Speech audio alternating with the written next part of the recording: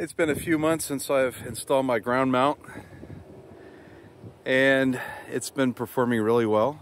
I know it looks like it's very flat, and it is. It is about 13 degrees and facing south, because I'm in the Caribbean and we're at 17 degrees north latitude.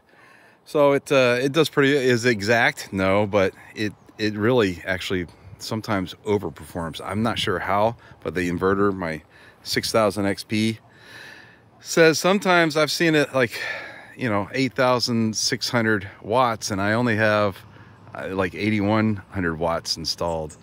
Don't know how that is, but it's not like it's cool here, and we're getting extra wattage out of it because of the cold factor. It gets down to about 72 degrees usually, 72 to 78 degrees, and goes up to about 88 degrees here, maybe 90 sometimes. And that's all year long. It varies very little. So what I did, I was looking around on the island. There's not many options for equipment, and I lucked out.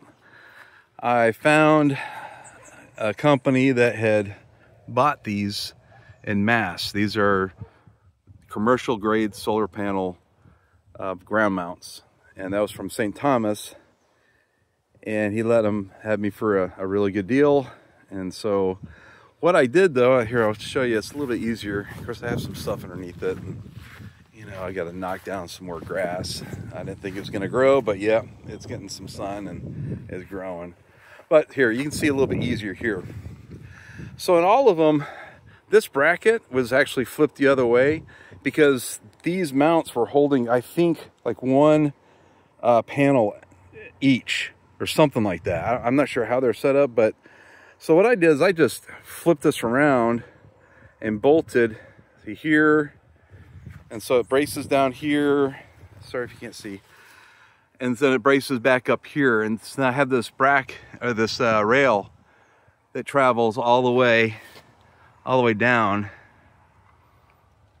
and they're all connected like this. Each hole is about anywhere from 3 to 3.5 feet deep, and it's all anchored to it. And so there are 20 panels. These are 405 watt Canadian solar. They're not bifacial. They're so they only get sun on the top, not on the top and the bottom. And I did have actual bifacial just because I had them.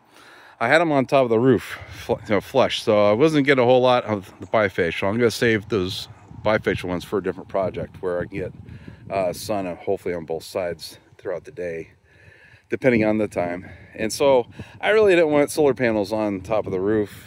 We get hurricanes here sometimes, and so I don't want any additional lift factor going on there.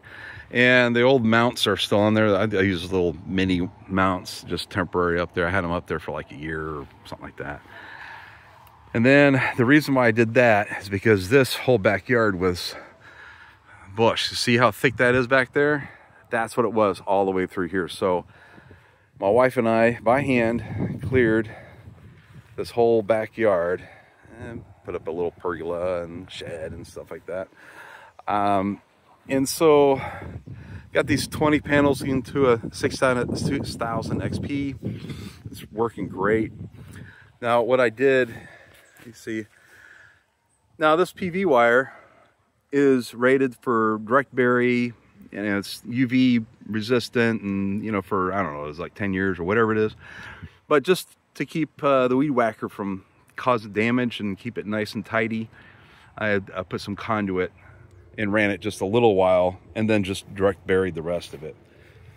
And grounding. So I do have this grounded, and it's not really I guess maybe the preferred way, or so there's a grounding rod, 8-foot grounding rod, and the legs are grounded throughout.